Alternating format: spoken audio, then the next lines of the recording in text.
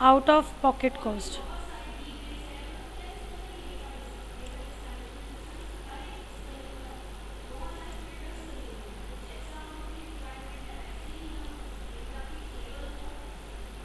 Out of pocket मतलब वो पैसा जो आपकी पॉकेट से गया, तो सारा का सारा वो पैसा जो आपकी पॉकेट से गया उसको बोलते हैं हम out of pocket cost. For example, machinery purchase की, आपने पैसा दिया, लेबर लगाया, आपने पैसा दिया, मशीन मटेरियल परचेज़ किया, आपने पैसा दिया, हर एक कॉस्ट आपकी आउट ऑफ पॉकेट।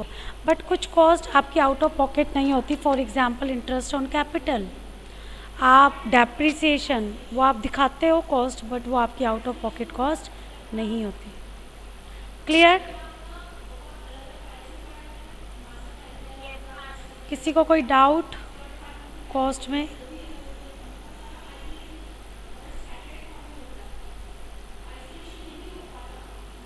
किसी भी बच्चे को कोई डाउट है कॉस्ट में? पॉकेट पॉकेट कॉस्ट का मतलब होता है बेटा जो आपकी पॉकेट से बाहर जाती है, पॉकेट्स का खर्चा, पॉकेट से बाहर जो कॉस्ट गई है उसको बोलते हैं हम out of pocket cost.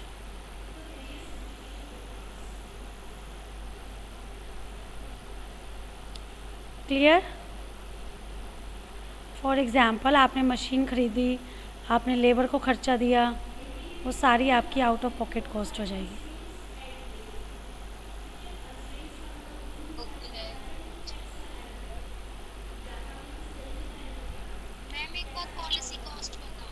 Policy cost होती है due to policy of your business, आपको वो कॉस्ट बियर करनी पड़ रही है। जैसे कि कंपनी की पॉलिसी है कि अगर आप 10,000 रुपये तक का माल ले रहे हो तो आपको एक गिफ्ट हैम्पर मिलेगा। तो वो जो गिफ्ट हैम्पर आप लाकर दोगे या जो आप उनको कुछ भी दोगे वो आपके लिए पॉलिसी की वजह से कॉस्ट आई है, जिसको बोलते हैं हम पॉलिसी कॉस्ट।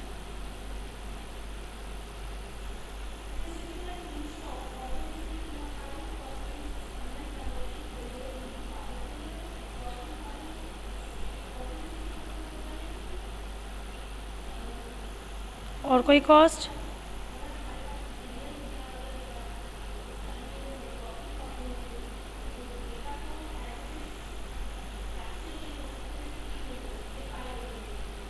बोलो, बस आगे करवाऊँ फिर मैं?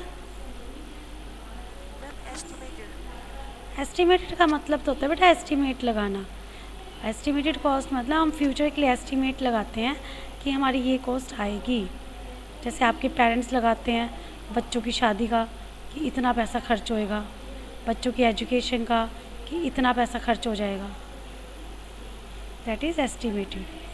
अप्स एंड डाउन हो सकते हैं कम या ज़्यादा हो जाए।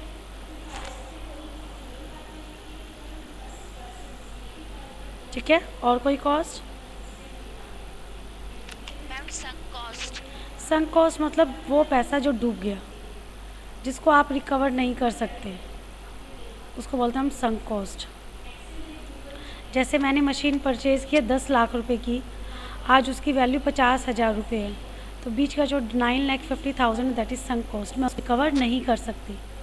आज आपने मशीन खरीदी, आपने एक गाड़ी खरीदी 10 लाख की, आपने 2-4 दिन चलाई और आपने उसको बेच दिया 9,50,000 में, तो जो 50,000 का तुम्हारा लॉस हो गया जो तुम वापस रिकवर नहीं कर सकते, that is your sunk cost. डूब गया वो पैसा।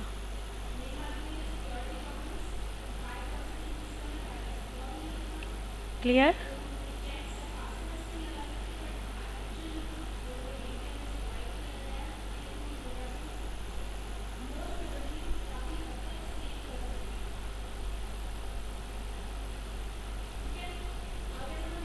इज़ इट क्लियर बेटा? कोई और डाउट है?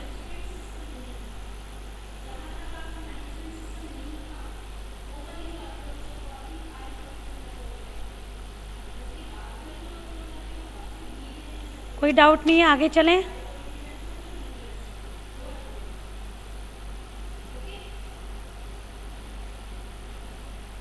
बताओ। अब ये थे तुम्हारी classification of cost, the most important topic of this chapter. बहुत इम्पॉर्टेंट ये टॉपिक था आपका, क्लासिफिकेशन ऑफ कॉस्ट। इस पे आ ही जाते हैं क्वेश्चन, पक्का पूछ लेते हैं वो मैम क्लास। तो चार्ट इसी तरीके से बनाना है सबको ज्वाइन करके? नहीं, ये तो मैंने बनाया है ताकि मैं तुम्हें अच्छे से समझा सकूं। मैंने तो अपने लिए बनाया है, आप लोगों के लिए बनाया है, ताकि मैं स्टूडेंट्स को अच्छे से समझा सकूं। आपको जैसे सही लगता है बेटा, आप उस हिसाब से बनाओ।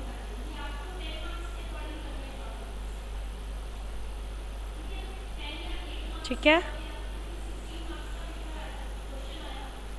अगर एग्जाम में यही पूछ ले क्लासिफिकेशन ऑफ कॉस्ट तो हमें फिर सब बनाने पड़ेंगे? क्यों, बनाने तो पड़ेंगे और क्या।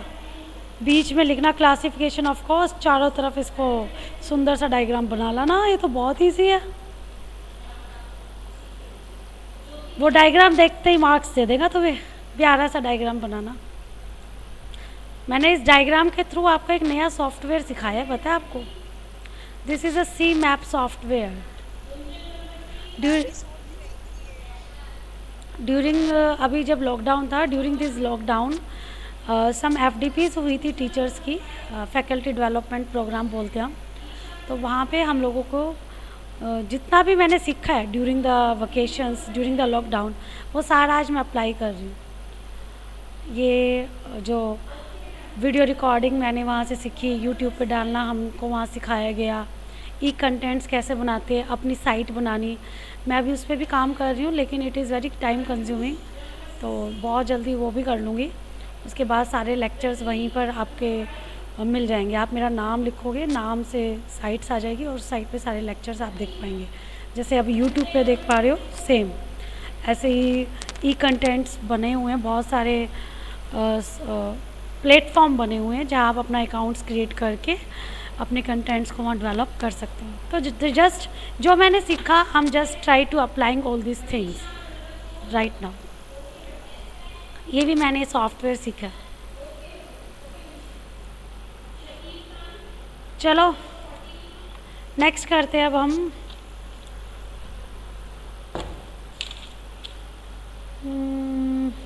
Variable cost versus direct cost,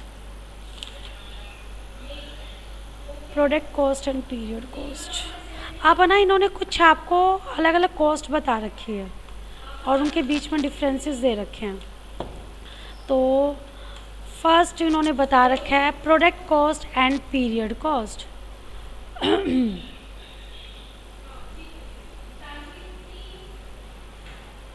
मैं ये चार्ट यहाँ इंसर्ट कर दूंगी आपका, ठीक है। Product cost versus period cost. अब तो मैंने बता दिया आपको, वैसे तो आपको पता ही होगा। प्रोडक्ट कॉस्ट का मतलब प्रोडक्ट के ऊपर जो कॉस्ट लगी है। पीरियड कॉस्ट मतलब जैसे 6 महीने की कॉस्ट निकाल ली मैंने, 1 साल की कॉस्ट निकाल ली, that is period cost. Clear है? I think so. ठीक है। Variable cost versus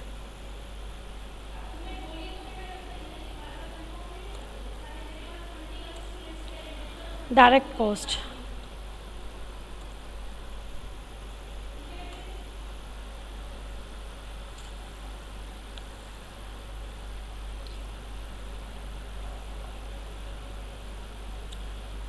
variable cost क्या होती है? प्रोडक्शन के बढ़ने पर आपकी जो टोटल कॉस्ट में डिफरेंस आ रहा है, मतलब जैसे प्रोडक्शन बढ़ाओगे आपकी वो कॉस्ट बढ़ेगी, that is variable cost. Direct cost होता है कि वो कॉस्ट किसी पर्टिकुलर सेंटर से रिलेटेड है, जैसे कि factory cost, that is direct cost. वो किससे रिलेटेड है? फैक्ट्री से, वो ऑफिस से रिलेटेड नहीं है। ऑफिस कॉस्ट वो सिर्फ और सिर्फ ऑफिस से रिलेटेड है, वो फैक्ट्री से रिलेटेड नहीं है, उसको बोलते हैं हम डायरेक्ट कॉस्ट। जो एक स्पेसिफिक कॉस्ट सेंटर से रिलेटेड है, that is direct cost. Variable cost जो प्रोडक्शन के बढ़ने पर बढ़ेगी ही बढ़ेगी।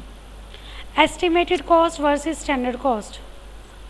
मैम वेरिएबल हमारे जो हम लेबर लगाते हैं वही होती है हमारी, तो डायरेक्ट में भी तो हमारे एक्सपेंसेस, हमारी लेबर और ये आते ही हैं कॉस्ट। बिल्कुल सही है, बट अगर वही लेबर मैंने ऑफिस के लिए लगाए हैं अच्छा। तो वो कहाँ पे, कौन से कॉस्ट सेंटर हो गया ऑफिस के लिए?